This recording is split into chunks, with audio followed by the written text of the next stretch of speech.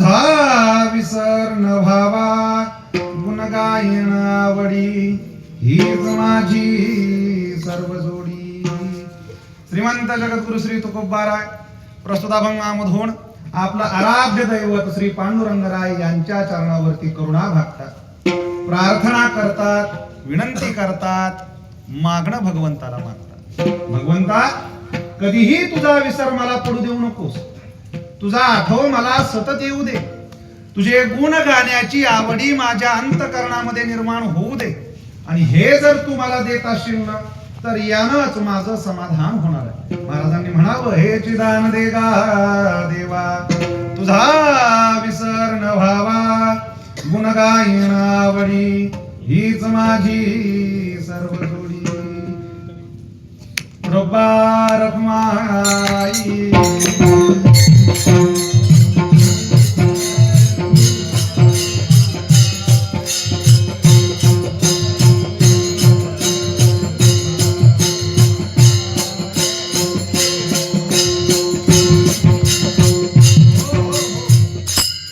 मृदंगमणी माझ्याकडे बघत जाऊ बरं का.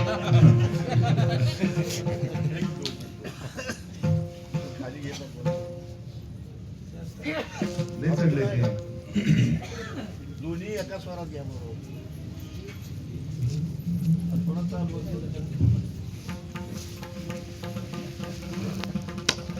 माझ्या समोर प्रकट करताय त्या अर्थी या जगताचा अनुभव तुम्हाला अद्याप आलेला दिसत नाही. जगताचा अनुभव तुम्हास असता तर तुम्ही अशी विनंती माझ्या समोर केलीच नसती. अहो, जरा डोळे उघडून या जगताकडे पहा. या जगताला समाधान कशानं आहे? धन मिळाला असता समाधान आहे, संपत्तीची प्राप्ती, संपदा प्राप्त झाली असता समाधान आहे. नवे नवे तर तो दुर्लभ असणारा मोक्ष, त्या मोक्षाची प्राप्ती जेव्हा या जीवाला व्हावी तेव्हा या जगतामध्ये समाधान. तेव्हा त्या तुमच्या असणाऱ्या काही ज्या इच्छा आहे, तुमची असणारी जी काही विनंती आहे ती तुमच्यापाशी ठेवा. अहो, धन मागा, संपत्ती मागा, मुक्ती मागा, मी तुम्हाला देतो. मी महाराजांनी म्हणावं, नको नको नको देवा, तुमचं ते धन आम्हाला नको, तुमची संपत्ती आम्हाला नको, तुमचा मोक्ष सुद्धा आम्हाला नको. मग तुम्हाला नेमका हवंय तरी काय महाराज? महाराजांनी सांगावं, संत संग देई सदा हे चिदान दे गा देवा. भगवंता, तुझं धन, संपदा, मुक्ती आम्हाला काही नको. काय हवं? संतांचा सहवास, त्यांची संगत मला घडावी, एवढीच माझी अपेक्षा आहे भगवंता. आणि या माझ्या जर अपेक्षा तू पूर्ण केल्यास ना, तर मग तू मला कोणत्याही जन्माला घाल, कोणताही गर्भवास सोसण्यास सांग. माझी काही एक तक्रार असणार नाही. तू देशील तो गर्भवास, आणि त्या गर्भवासाचं दुःख आम्ही अगदी आनंदानं, प्रेमानं, सुखानं सहन करू. महाराजांनी म्हणावं, तुका म्हणे गर्भवासी सुखे घालावे आम्हासी गुण गायन आवडी हीच माझी सर्व जोडी. अभंगाचा असणारा हा एकंदर भावार्थ. अभंग सर्वांच्या पाठाचा आहे, परिचयाचा आहे. ज्याचा कोणाचा पाठ नाही मग तो वारकरी नाही बरं का, असं म्हणायला काय हरकत नाही. मागणीपर प्रकरणातला असणारा अभंग प्रकरण सर्वांना माहिती आहे. मागणीपर प्रकरणातले अभंग आपण केव्हा म्हणतो? आम्हाला जेव्हा शेवट करायचा असतो तेव्हा, नाही का? भजनाचा शेवट करायचा आहे, कीर्तनाचा शेवट करायचा आहे, भगवंतासमोर तो मागणीपर अभंग म्हणावा आणि आमचं भजन कीर्तन त्या ठिकाणी काय करावं? संपून टाकावं, नाही का? या न्यायानं अखंड हरिनाम सप्ताह चालू आहे. त्यातलं आजचं हे शेवटचं कीर्तन, नाही का? उद्या काला झाला की कार्यक्रम. मग आज आपलं काय कर्तव्य? तर त्या भगवंता समोर या कीर्तनामधून आम्ही प्रार्थना करावी. काय? भगवंता, जी काही वेडी वाकडी सेवा आमच्या हातात घडती ना, तिचा स्वीकार कर बर का. ही सेवेची संधी अशीच आम्हाला वरचीवर तू देत जा. साधू संतांचा, सज्जनांचा सहवास आम्हाला घडू दे. तुझं नामस्मरण आमच्या मुखानं घडू दे. हेच असणारं मागणं आपण आजच्या कीर्तनामधून त्या भगवंता समोर ठेवायचंय बरं का. असो, अभंगाकडे जर आपण पाहायला गेलो तर या अभंगातल्या प्रत्येक चरणामधून तुकोबाराय भगवंताला दान मागतात असं आम्हास प्रतीत झाल्याशिवाय राहत नाही. म्हणजे पहा, अभंगाचं पहिलं चरण जर आपण पाहिलं तर प्रथम चरणामध्ये महाराजांनी म्हणावं काय? तुझा विसर न व्हावा हे चिदान देवा. दुसऱ्या चरणाकडे गेलो तर गुण गायन आवडी हे चिदान देगा देवा. किंवा तिसऱ्या चरणाकडे जर आलो तर संत संग देई सदा हे चिदान देगा देवा. किंवा शेवटाकडे आलो तुका म्हणे गर्भवासी सुखे घालावे आम्हासी हे चिदान देगा देवा. म्हणजे या अभंगाच्या प्रत्येक चरणामधून तुकोबाराय भगवंताला काही ना काही मागतायत असं आम्हास प्रतीत झाल्याशिवाय राहत नाही. आता ज्या अर्थी आम्हास प्रतीत होत आहे की तुकोबाराय या अभंगाच्या माध्यमातून भगवंतासमोर मागणं ठेवतायत, आपल्या इच्छा प्रकट करतायत, त्या अर्थी महाराजांना एक प्रश्न विचारणं या ठिकाणी क्रमप्राप्त. महाराज, तुम्ही भगवंतासमोर तुमचं मागणं या अभंगातनं ठेवलेलं आहे, मग आमच्या एका प्रश्नाचं उत्तर द्या. काय मागणं उचित आहे का अनुचित आहे एवढं आम्हाला तुम्ही सांगा. महाराजांना जेव्हा विचारावं, महाराजांनी आम्हाला सांगावं, अरे बाबा मागणं कसं आहे, अनुचित आहे. मागणं उचित कधीच ठरणार नाही. किंबहुना अरे जे काही वडील साधू संत होऊन गेले त्यांनी शिकून ठेवलंय, सांगून ठेवलंय. माझे जे काही पूर्वज होऊन गेले त्या सर्वांनी या ठिकाणी सांगून ठेवलंय, कधीही कोणापुढे याचना करायची नाही, कधीही कोणापुढे हात पसरायचे नाही, कधीही कोणाला काहीही मागण्याच्या भानगडीत पडायचं नाही. महाराजांनी सांगावं आम्हाला काय काही मागणे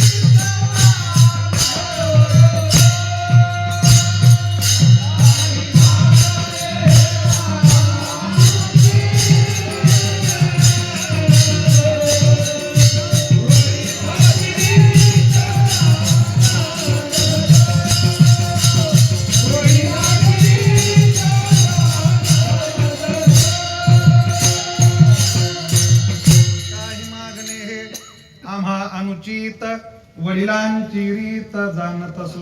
अरे बाबा, आमच्या वाड वडिलांनी, आमच्या पूर्व साधू संतांनी आम्हाला सांगून ठेवलंय, शिकवून ठेवलंय, कधीही कोणापुढे याचना करायची नाही, कधी कोणाला काही मागायचं नाही. किंबहुना कोणाला काहीतरी मागणं, याचना करणं, भिक्षापात्राचा अवलंब करणं यासारखं दुसरं काहीही लाजीरवाणं नाही. सांगावं आम्हाला महाराजांनी. भिक्षापात्र अवलंबने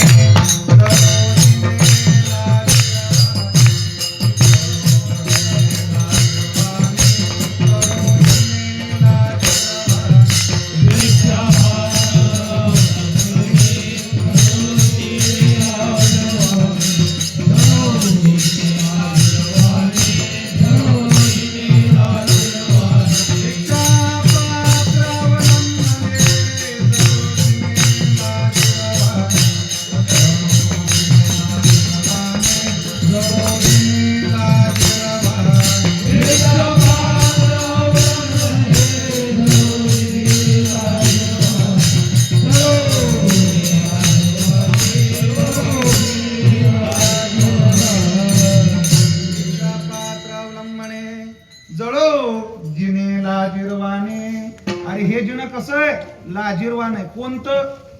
भिक्षा पात्राचा अवलंब केलेलं जीणं, नाही का?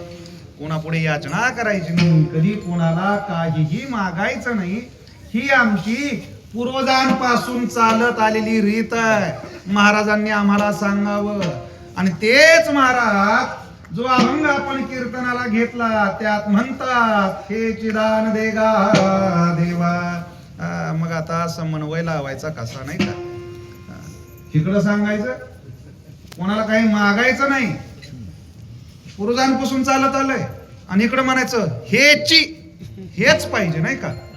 म्हणजे जर देवानं म्हटलं नाही तो कोबरा ते नाही, जरा दुसरं घ्या, नाही नाही नाही नाही, मी जे मागतो ते, नाही का? ते असलं तर बघ, नाही तर मग राहू दे, नाही का? हेची चकारात्मक असणारं बोलणं आहे. सकारात्मक जेव्हा बोलणं असतं तेव्हा ते ठामपणाचं असतं, निश्चयाचं असतं, त्यात बदल घडत नसतो. ठामपणानं मागतात, हे चिदान देगा देवा. मग आता समन्वय नेमका कसा लावायचा? महाराज देखील तुमच्या आमच्यासारखे होते. कसं? खोबरं तिकडे चांगलं, नाही का? काय कब्बशी चिन्ह चाला की तुलाच मत देतो म्हणायचं. रिक्षावाला आला, नाही नाही नाही, तुमच्याशिवाय आम्हाला कोण आहे, नाही का? आणि आता काय काय म्हणावं ते लक्षात येईल. म्हणावं तर ते आता पक्षाकडे चिन्ह जाते, त्याच्यामुळे जरा पिपाणी पिपाणी. तो आला की त्याला म्हणायचं तुम्हालाच देतो, खोबरं तिकडं, नाही का? तसा स्वभाव होता का? प्रसंग दिसला की काही मागायचं नाही म्हणायचं, आणि प्रसंग दिसला की हेच पाहिजे म्हणायचं, असा स्वभाव होता का? नाही नाही, लक्षात घ्या. मी सुरुवातीलाच बोलून गेलो काय की तुकोबाराय या अभंगामधून दान मागतायत असं आम्हास प्रतीत होते. शब्द लक्षात घ्या, प्रतीत होतंय, वाटतंय आम्हाला, आम्हास तसं भासतंय, आम्ही त्याचा अर्थ तसा घेतोय, परंतु वास्तविक तसा अर्थ घेऊन या ठिकाणी चालत नाही.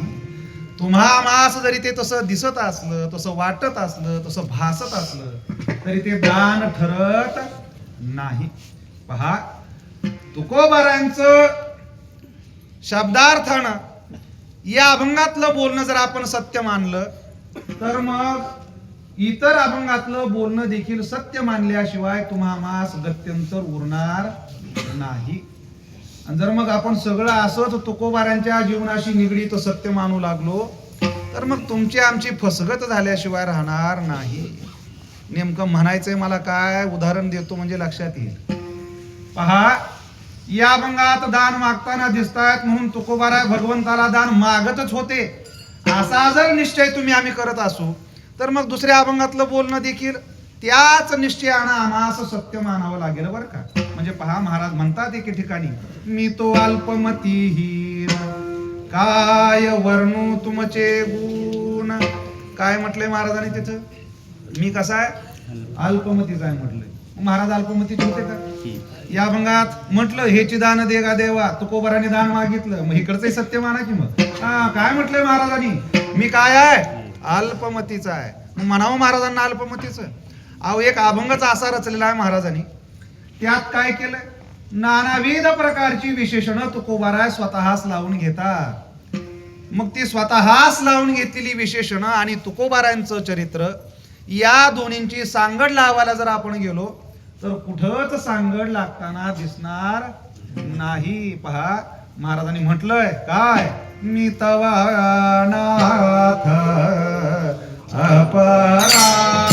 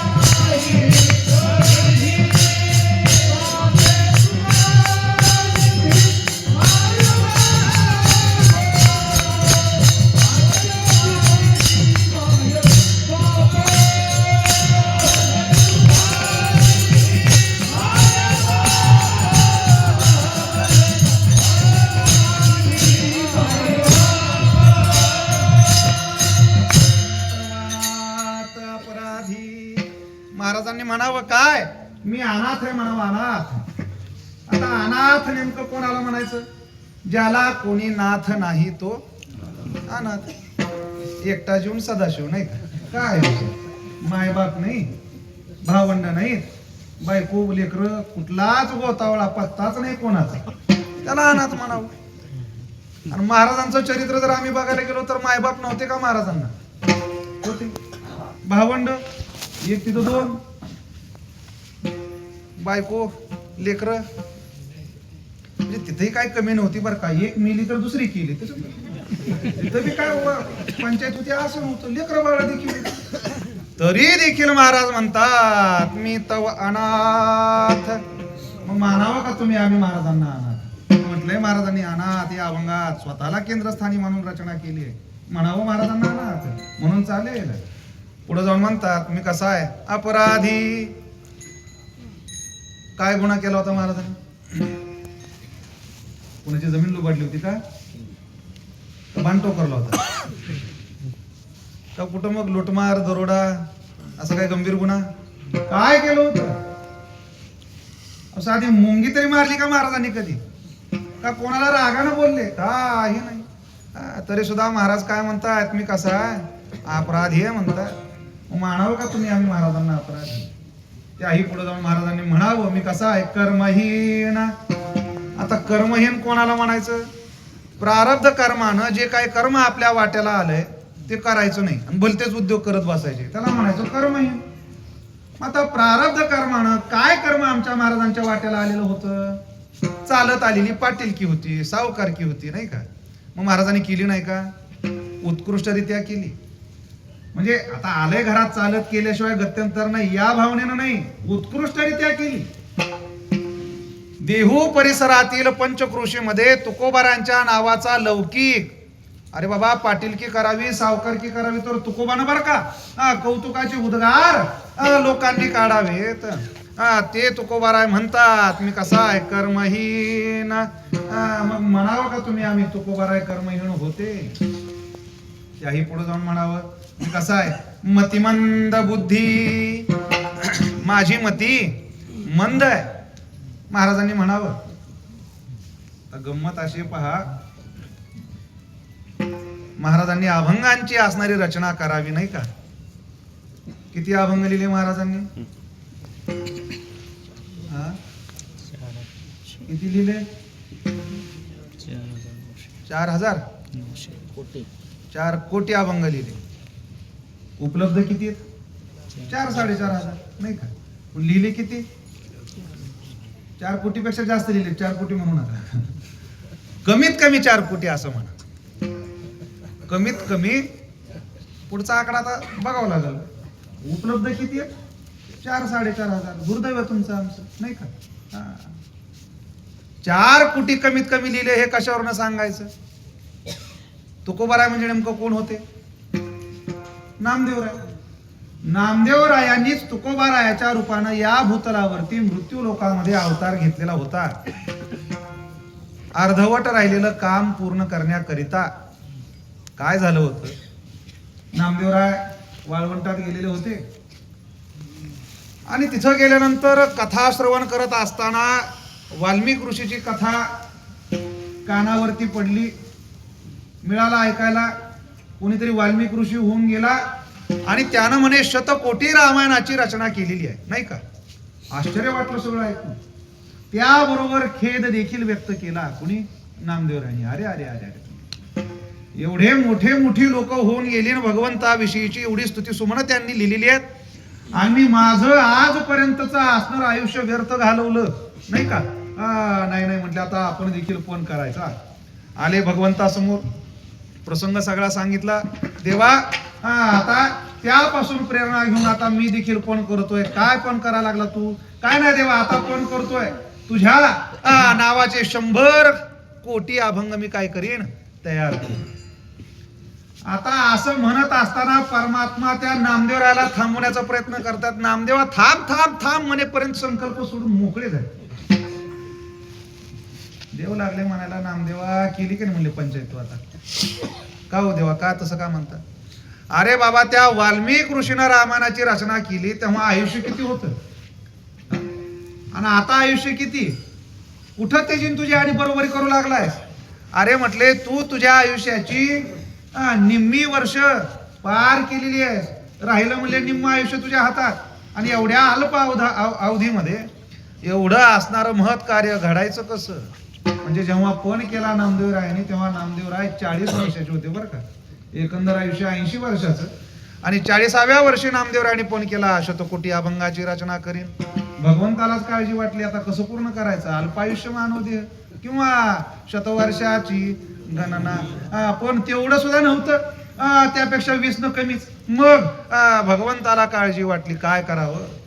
सरस्वतीचं आवाहन केलं भगवंतानं आणि नामदेवरायाच्या कुटुंबातल्या सगळ्यांच्या जीवेवरती सरस्वती आरूढ केली आणि सगळ्यांकडून अभंग बदलून घेतले. 96 कोटी अभंग झाले, आयुष्य मर्यादा संपली, नामदेवरायानं समाधी घेतली. राहिलेले 4 कोटी अभंग लिहायचे होते, म्हणून नामदेवरायांनी तुकोबारांच्या रूपानं पुन्हा या मृत्यू लोकामध्ये अवतार घेतला नाही का. प्रत्यक्ष पांडुरंग राय आणि नामदेवराय तुकोबारांच्या स्वप्नात आलेल्या आणि कवित्व करण्याविषयीची सूचना या दोघांनी केलेली आहे नाही का. नामदेवे केले स्वप्ना माझी जागी, सवे पांडुरंगे येऊनिया, प्रमाणाची संख्या सांगे शतकोटी, उरले ते शेवटी लावे तुका.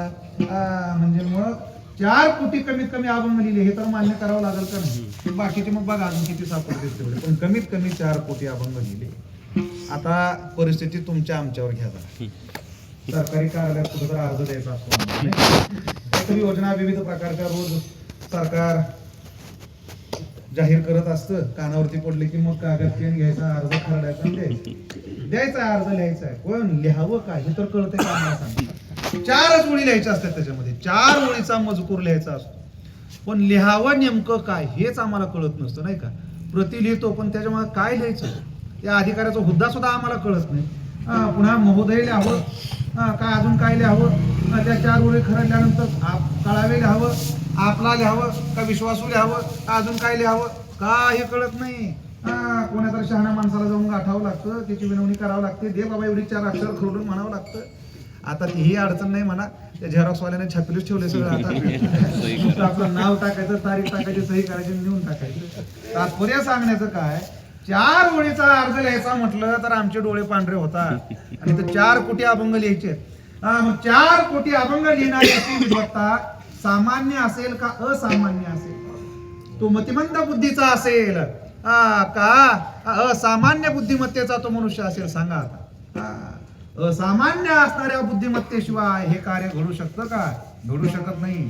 तरी सुद्धा तुकोबाराय म्हणतात, मी कसा आहे? मतिमंद बुद्धी, मी मतिमंद बुद्धीचा आहे म्हणतात.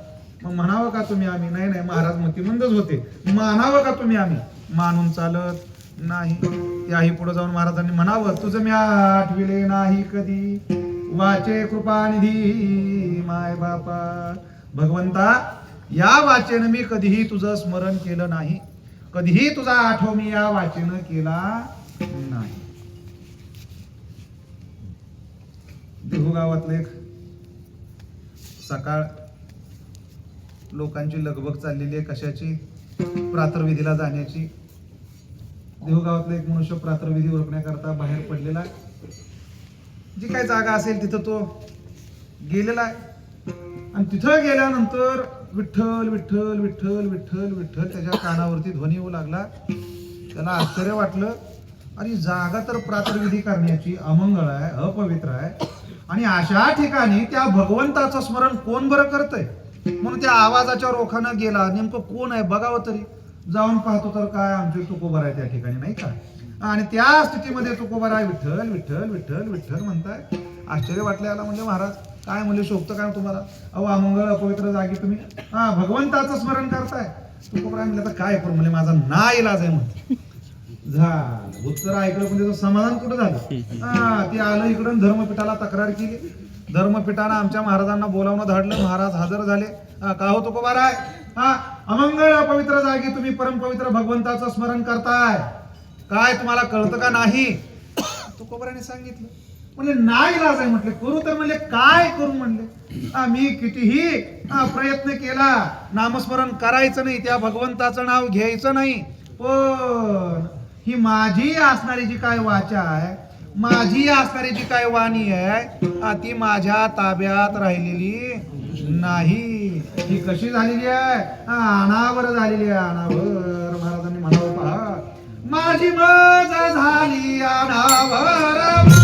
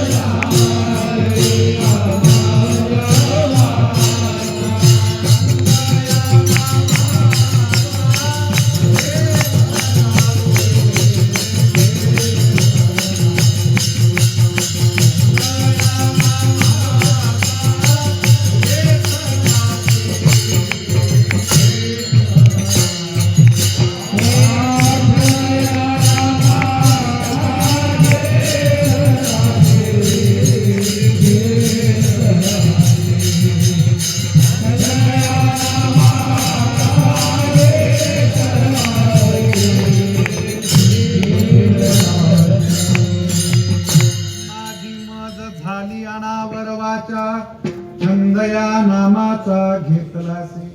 ही माझी असणारी वाचा, माझी वाणी माझ्या ताब्यात राहिलेली नाही. काय करू मी, मला काय कळत नाही.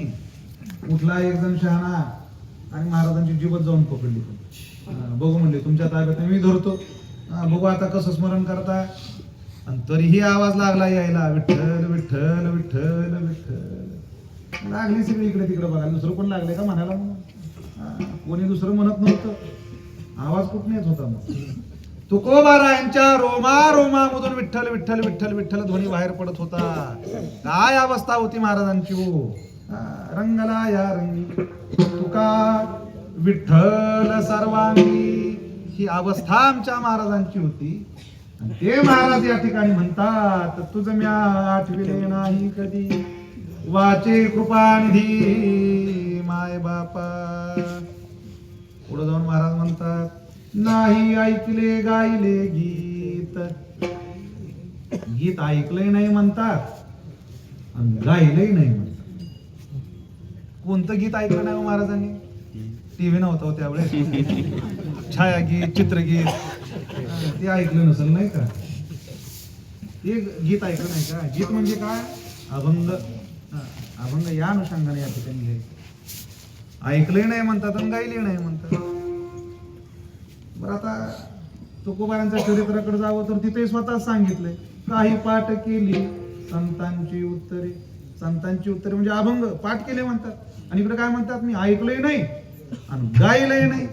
किंवा म्हणतात, मला म्हणायला येत नव्हतं सुरुवातीच्या काळामध्ये भजन, पुढं म्हणावं कोणीतरी दुसऱ्यानं, मी पाठीमागं त्याचं ध्रुपद धरावं. कोण म्हणतं? हे तुकोबाराय म्हणतात. आणि तेच तुकोबाराय इथं सांगतात काय, नाही ऐकले गायले गीत. आता गंमत अशी आहे, स्वतःच केंद्रस्थानी मानून या अभंगात रचना केली आहे. म्हणजे तुकोबाराय त्यांच्या आयुष्यात तसेच होते असा समन्वय लावून या ठिकाणी चालत नाही. प्रत्यक्ष तुकोबारायांचं चरित्र आणि प्रस्तुत अभंगातलं वर्णन कुठेही जुळताना दिसत नाही. म्हणून म्हटलंय महाराजांनी अभंगामध्ये, म्हणून महाराज ती क्रिया करतच होते, महाराज तसेच होते असं मानून चालत नाही.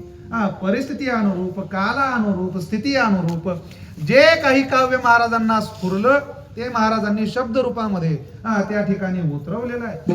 मग कधी स्वतःला केंद्रस्थानी मानून तर कधी इतरांना केंद्रस्थानी मानून त्या अभंगांची रचना केली. मग याचा अर्थ असा नव्हे की स्वतःला केंद्रस्थानी मानलं महाराज त्यांच्या आयुष्यात तसेच होते.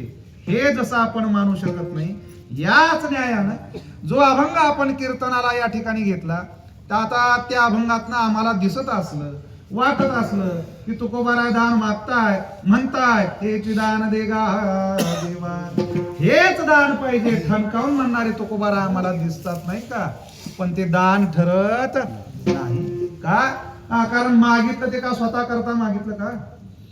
स्वतः करता का इनाम मागितलं, जडच्या बाहेर मागितलं, दागदागिने मागितले, शेतीवाडी मागितली, पैसा अडका मागितला, कपडा लत्ता मागितला, हे मागितलं का? स्वतः करता मागितलं का? नाही. मागितलं कोणा करता? तुमच्या आमच्या करिता मागितलं. का बरं तुमच्या आमच्या करता मागण्याची गरज का पडली? आम्ही समर्थ आहे आमचं आम्हाला मागायला. तुकोबाराने आमच्या करता का मागितलं? तर ध्यानात घ्या, का मागतात तुकोबाराय? भगवंताला काय मागायचं हे तुम्हाला आम्हाला कळत नाही. तुम्हाला आम्हाला भगवंताला शरण जाण्याची जी काही रीत आहे त्याची माहिती नाही. त्याच्या पुढे आपण काय प्रार्थना करावी याची कल्पना तुम्हाला आम्हाला नाही.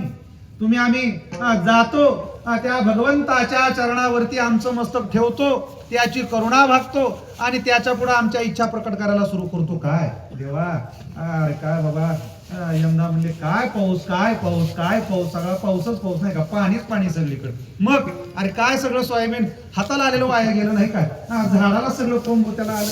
मग आता पुढच्या वर्षी अशी काही परिस्थिती येऊ देऊ नको, जरा चांगलं धान्य पिकू दे नाही का? देवाच्या पाया पडताना आम्ही मागावं, दुसऱ्या एखाद्याने यावं, त्यानं म्हणावं काय देवा, किती रे, किती कष्ट करावे, किती सोसावं नाही का? अहोरात्र धावतोय आपण, खिसा मात्र रेका मात्र, काय त्यात भर पडू दे की कुठनं तरी काय नाही का? तिसऱ्याने एखाद्याने यावं, त्यांना म्हणावं देवा तुझं लक्षच नाही बघ माझ्याकडे. अरे शेजाऱ्यानं बघ देवा माडीवर माडी काढली बांधायला, माझ्या घरावरची अजून पत्रे नाहीत रे हटली, बघ की जरा कृपा कर की, दे की लक्ष. चौथ्याने यावं त्यानं तर चौथंच घरानं गावं नाही का? काय 5 वर्ष झाली लग्नाला, अजून काय तू काय कृपा केलेली दिसत नाही, जरा बघ की आमच्याकडे नाही का? तुम्ही आम्ही संसारी जीव त्या भगवंताची करुणा भागतो, त्या भगवंतासमोर याचना करतो. ती सगळी कसली असते? व्यवहारिक असते, प्रापंचिक असते, संसारिक असते. पण भगवंताला मागायचं जर झालं तर हे मागून चालत नाही. आम्ही मागतो भगवंताला काय? वाढावे संतान, गृही व्हावे धनधान्य. ह्या असल्या याचना करून चालत नाही. भगवंताला मागायचं असेल तर काय मागावं? देवा कधीही तुझा विसर आम्हाला पडू देऊ नकोस, तुझा आठवा आम्हाला सतत झाला पाहिजे, तुझं स्मरण आम्हाला नित्य घडलं पाहिजे. हे असं मागणं आपण भगवंताला मागितलं पाहिजे. हे तुम्हाला असं शिकवण्याकरिता तुकोबाराय काय करतात? प्रत्यक्ष क्रिया करून, कृती करून या ठिकाणी दाखवतात. बरं, महात्म्यांचा स्वभाव कणवाळू असणारे महात्मे माहिती आहे त्यांना की बाबा हा जो काय जनसमुदाय आहे केवळ या लोकांना सांगून समजेल असा काही प्रकार नाही. या लोकांना कृती करून दाखवणं आवश्यक आहे. त्यात झालंय असं, त्या भगवंताने देताना आम्हाला 2 कान दिले नाही का? कान 2 दिले आणि दोन्ही कानांना वेच दिले. त्यामुळे आमचा समज झालाय असा की एकानं ऐकायचं आणि दुसऱ्यानं बाहेर काढून टाकायचं. ती एका बाजूने बंद असलं राहिलं तर असतं डोक्यात आमचं, तसंही नाही. दोन्ही बाजूने वेज असल्यामुळे कुठून एकीकडून आलं की दुसरीकडून, हा आमचा स्वभाव त्या ठिकाणी झालेला आहे नाही का?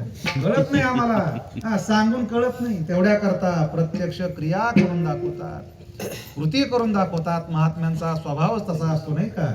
तैसे संत जगी क्रिया करोनी लागिती अंगी. महात्म्यांचा असणारा हा स्वभाव तुमच्या आमच्या करता प्रत्यक्ष भगवंताला दान मागतात, दान मागून दाखवतात, क्रिया करून दाखवतात. उद्देश काय मग याच्या पाठीमाग? तुझा विसर न व्हावा, हे आमच्या मनी बिंबावं. म्हणजे काय? तुमच्या आमच्या मुखाला भगवंताचं नाव यावं याच्या करता महात्मे प्रत्यक्ष क्रिया करून दाखवतात नाही का? बरं, महात्म्यांचं समाधान एवढ्यावरतीच झाले असं नाही. तुमच्या आमच्या मुखाला त्या भगवंताचं नाव यावं याच्या करता महात्मे काय करतात? तुमच्या आमच्या पाया सुद्धा पडतात नाही का? म्हणावं पहा महाराजांनी काय? लागोनिया पायात विनवितो तुम्हाला,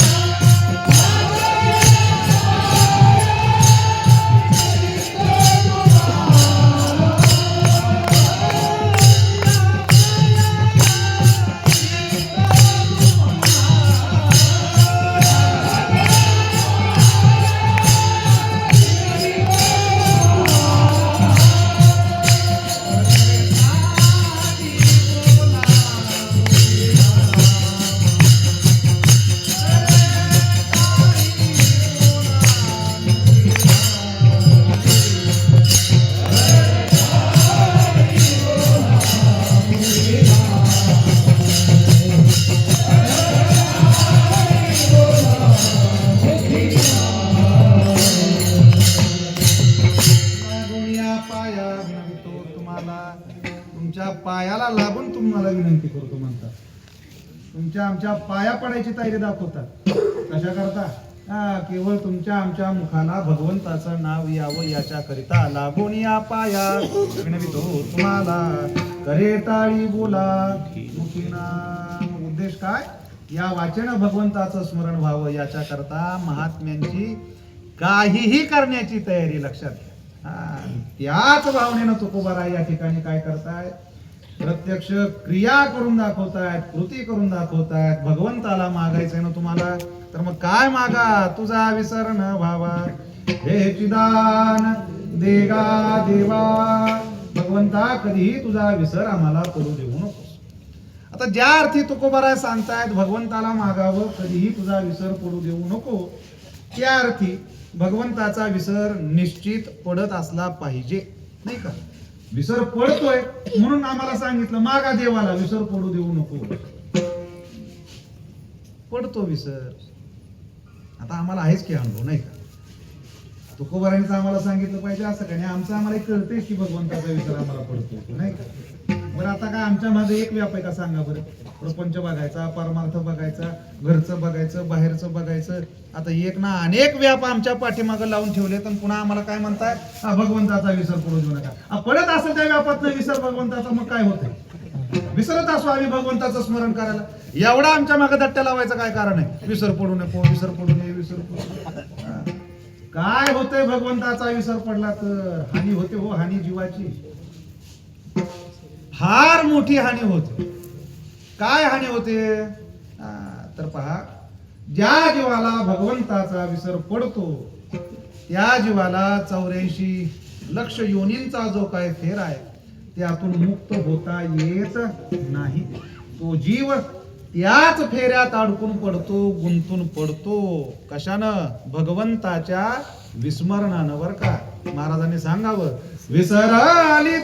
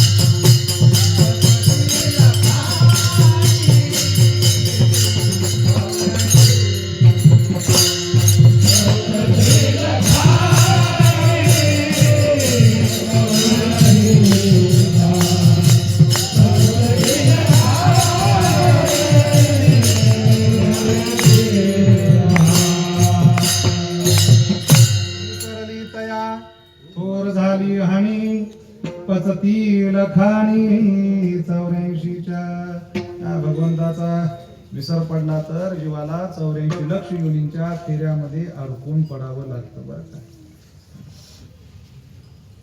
एक दृष्टांत ठेवतो, साधारण दृष्टांत. एक गाव होतं तुमच्या गावासारखं, आणि त्या गावात एक आंधळ राहतो. जन्मापासून आंधळ, लहानाचा मोठा त्याच गावात झालेला. एके दिवशी त्याच्या मनात आलं, आपण लहानपणापासून आजपर्यंत या गावातच, गाव सोडून आपण बाहेरचं जग बघितलंच नाही. आता डोळेच नाही तर काय बघ, नाही का? पण गावाच्या बाहेर गेलो सुद्धा नाही आपण. गावाच्या बाहेर गेलो पाहिजे. त्याच्या अंतःकरणाला वाटू लागलं आपण गावाच्या बाहेर जाऊ, गावाच्या बाहेर जाऊ. जायचं कसं? डोळे तर डोळ्याला दिसत नाही. बाहेर जाणारा रस्ता तर माहिती पाहिजे ना, कसं जायचं बाहेर. एक हा डोळस व्यक्तीला त्याने विचारलं, का हो जरा गावाबाहेर जावं असं मला वाटतंय, कसं जायचं गावाच्या बाहेर, कसं काय करावं सांगा. त्या डोळस मनुष्याने एक क्षणभर विचार केला आणि त्याला सांगितलं, हे बघ म्हटले, आपल्या गावाला म्हणले काय आहे, तटबंदी चारी बाजूने, गावकुस घातलेला आहे. काय नाही, त्या गावकुसूच्या भिंतीला हात लावायचा आणि चालत राहायचं. ज्या ठिकाणी दरवाजा आहे त्या ठिकाणी तुझा हात भिंतीवरून असा आतमध्ये जाईल, जिकडे हात आत जाईल तिकडं तोंड वळवायचं, तोंड वळवून चाललं की गावाच्या बाहेर गेलाच तू, नाही काय अडचण नाही. बर मग त्या डोळस मनुष्यानं त्याला त्या तटबंदीपर्यंत आणून सोडलं, त्याचा हात त्या तटबंदीच्या भिंतीला लावला, म्हणजे आता लाग चालायला म्हटले, निश्चित दरवाजापाशी पोचशील आणि दरवाजातनं बाहेर पडशील. त्याप्रमाणे ह्यानं चालायला सुरुवात केली, भिंतीला हात लावून. काही अंतर चालला, त्याच्या अंगाला खाज सुटली, खाज. मग त्यानं काय केलं, ते भिंतीवरचा हात असा काढला आणि अंग खाजवायला सुरुवात केली आणि अंग खाजवत खाजवत असं चालत राहिला. मग ते अंग खाजवायचं झालं की पुन्हा असा हात केला, बरोबर भिंतीला लागला, पुन्हा भिंतीला धरून फिरत राहिला. आणखीन काही अंतर चालला, पुन्हा याच्या अंगाला खाज उठली, पुन्हा भिंतीवरचा हात काढावा, इकडचा हात घ्यावा, दोन्ही हाताने असं अंग खाजवावं, खाजवत खाजवत खाजवत खाजवत खाजवत चालावं. खाजवायचं झालं की पुन्हा हात असा केला की भिंतीला लागावा, पुन्हा यानं चालावं. चालतोय चालतोय चालतोय चालतोय चालतोय, काय दरवाजाच यायला तयार नाही. एक प्रहर निघून गेला, नाही का. त्याला वाटायला लागलं, असं कसं काय झालं, एवढं मोठं गाव आहे का काय आपलं. एक प्रहर झाला, आपण फिरतोय पण अजून दरवाजा आलाच कस काय नाही. दरवाजा येऊन गेला बऱ्याचदा, पण काय होत होत, खाज होती अंगाला, खाज, नाही का.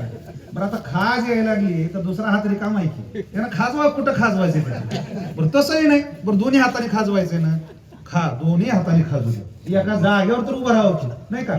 जागेवर उभं राहावं, काय खाजवायचे खाजवायचं झाली, पुन्हा भिंतीला हात लावा आणि जावं पुढं निघून. पण तसं कुठं, हातही काढायचा आणि चालतही राहायचं. व्हायचा परिणाम काय, तसं या 84 लक्ष युनीच्या फेऱ्यामधून बाहेर पडण्याकरिता हा मनुष्य जन्म म्हणजे दरवाजा आहे. पण काय होतंय, दरवाजा जवळ आला की अंगाला खाज सुटते नाही. आता कशा कशाच्या खाजी सुटत्यात माहितीये प्रत्येकाला, पण इथं खाज घेतो ती कोणती, भगवंताच्या विस्मरणाची खाज आम्हाला पडते. भगवंताच्या विस्मरणाची खाज सुटते. परिणामतः त्या 84 लक्ष योनीच्या फेऱ्यामध्ये जीवाला अडकून पडावं लागतं. ही जीवाच्या दृष्टीनं फार मोठी हानी आहे. तेवढ्या करिता महाराजांनी म्हणावं, तुझा विसर न व्हावा हे चिदान देगा देवा. भगवंता कधीही तुझा विसर आम्हाला पडू देऊ नकोस, सतत तुझा आठव मला येत राहू दे. बर ठीक. महाराजांनी अजून एके ठिकाणी सांगितलं, भगवंताचं विस्मरण होऊ नये, भगवंताला मागा, ठीक. पण अजून थोडस पुढे जाऊन महाराजांनी सांगितलं काय, अंतकाळी ज्याच्या नामाले मुखा तुका म्हणे सुखा पार नाही. अरे बाबा, मरताना ज्याला भगवत स्मरण घडतं त्याच्यासारखा सुखी दुसरा कोणीही नाही. मग आता या दोन्हींची संगत लावा. मरताना भगवंताचं स्मरण होणं आणि इकडं काय मागायचंय, तुझा विसर न व्हावा. आता या दोन्हीच्या संगतीतनं अर्थ काय निघतोय की मरताना भगवंताचं विस्मरण होत असलं पाहिजे. तेवढ्या करता तर म्हटलंय महाराजांनी काय, राम राम म्हणता जावो माझा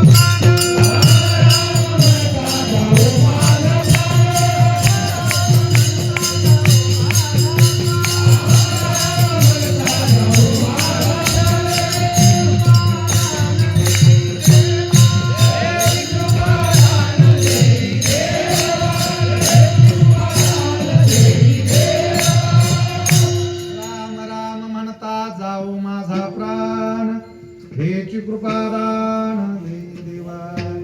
भगवंता राम राम म्हणत तुझं स्मरण होत असतानाच माझं प्राणोत्क्रमण झालं पाहिजे. कोणी म्हणावं, तुकोबराने म्हणावं अंतकाळी ज्याच्या नामाले मुखा तुका म्हणे सुखा वार नाही. म्हणावं तुझा विसर न व्हावा, म्हणजे मरताना निश्चित भगवंताचं विस्मरण होत असलं पाहिजे, नाही का. उदाहरणं आहेत की आमच्याकडे माप असणारी उदाहरणं. त्या जडभरत राजाचं उदाहरण घ्या, नाही का? नामस्मरण करण्याकरिता राजवैभव सोडलं आणि अरण्यात आला आणि मरताना त्या हरणाचाच विचार करत बसलो, नाही? परिणामतः पुन्हा हरणाच्या जन्माला ते आमच्या जडभरताला यावं लागलं. रोहिदास महाराजांची जन्मकथा माहिती आहे सगळ्यांना, नाही का? पूर्वायुष्य संन्यासी आणि त्या चामड्याच्या जोड्यात जीव अडकला मारताना, नाही का? एवढा सुंदर जोडा आपण काय करावं, आपल्याला घालायचा नाही हा विचार अंतःकरणात असायला आयुष्याचा दोर का आपला जायला, नाही का? परिणामतः संन्यासी जरी असला, तपस्वी जरी असला, तरी त्याला देखील जन्माला यावं लागलं, नाही का? लक्षात घ्या. म्हणजे नेमकी लढाईच्या वेळेला तलवार मोडण्याची भीती आहे. यातनं काय लक्षात घ्यायचंय आपण? जड भारतानं नामस्मरणच केलं होतं की पूर्वायुष्य सगळं राजवैभवामध्ये गेलेलो, त्याचं सगळं सोडून दिलं, अरण्यात झोपडी बांधून राहणारा तो नामस्मरण करणारा. पण फक्त एक क्षण जो महत्वाचा आहे त्याच क्षणाला भगवंताचं विस्मरण झालं आणि जन्माला यावं लागलं. इकडं रोहिदास महाराजांची तीच अवस्था झाली. केवळ एक क्षण चित्त दुसऱ्या विषयात गेलं आणि प्राणोत्क्रमण झालं.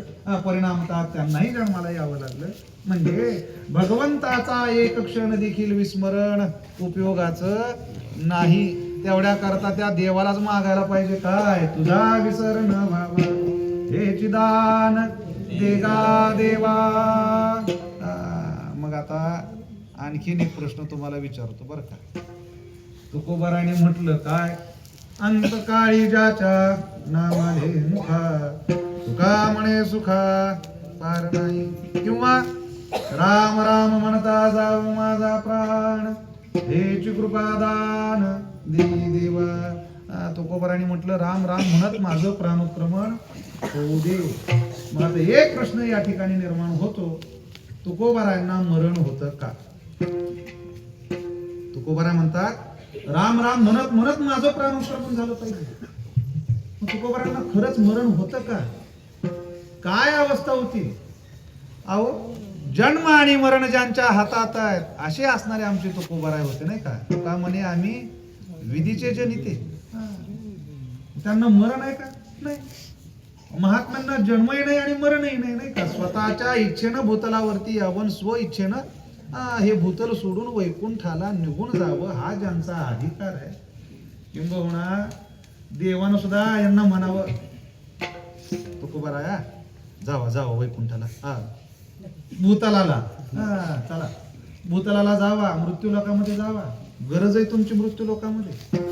अहो, या मृत्यू लोकातील जीवांचा माझ्यावर विश्वास नाही, पण तुमच्यावर संतांवर फार विश्वास आहे. तेव्हा भूतलावरती जावा आणि या अज्ञानी जीवाला अज्ञान मार्ग दाखवण्याचं कार्य करा. म्हणून आमच्या भगवंतानंच या साधू संतांना भूतलावरती पाठवून द्यायचं, महात्म्याने भूतलावरती यायचं आणि कार्य करत राहायचं. पण इकडे परिस्थिती काय होते मागं वैकुंठात, देवाला करमतच नाही. त्याला वाटतंय माझा भक्त पाठवलाय मीच खरं, पण कधी माघारी येणार आहे, कधी माघारी येणार आहे, कधी माघारी येणार आहे, वाट बघत बसतो ते. वाट वैकुंठी पाहती भक्त काही बा येथे येती, तया जन्म मरण खंती नाही चित्ती परलोक. वाट बघत बसतो माझा भक्त कधी माझ्याकडे परत येईल. नुसत्या वाट बघण्यानं देखील याचं समाधान होत नाही हो. भक्तांना आणायला म्हणून स्वतःच येतो मग मृत्यू लोकांना, करमतच नाही त्याला एकट्याला ना तिथं. तुकोबारायांना वैकुंठाला घेऊन जाण्याकरिता हा परमात्मा भूतलावरती आला. कधी आला?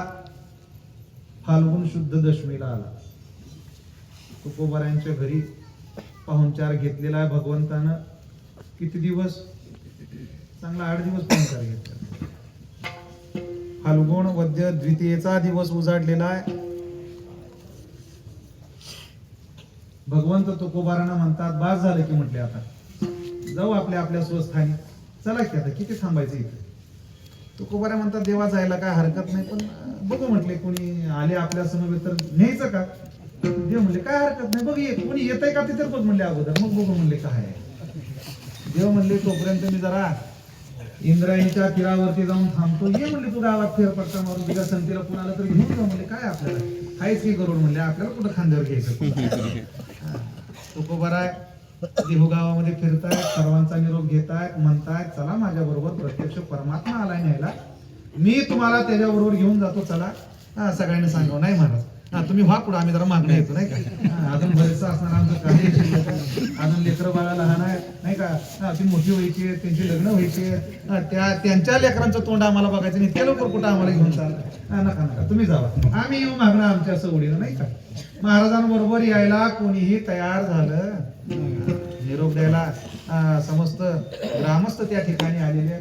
याही परिस्थितीमध्ये तुकोबाराय सर्वांना उपदेश करतायत, चार समजुतीच्या गोष्टी सांगतायत. पण एक वेळ अशी आली की महाराज म्हणले बास झाला, आता किती बोलायचं म्हणले तुम्हाला, किती सांगायचं, किती सांगू तरी किती तुम्हाला, बास म्हणले आता बास. प्रत्यक्ष पांडुरंग परमात्मा म्हणले आलेला या भूतलावरती, वाट बघत तिष्ठत त्या ठिकाणी थांबलेला आहे. आता मला निरोप द्या, आता मी काय थांबत नाही. महाराजांनी म्हणावं पहा, वाड वेळ झाला उभा पांडुरंग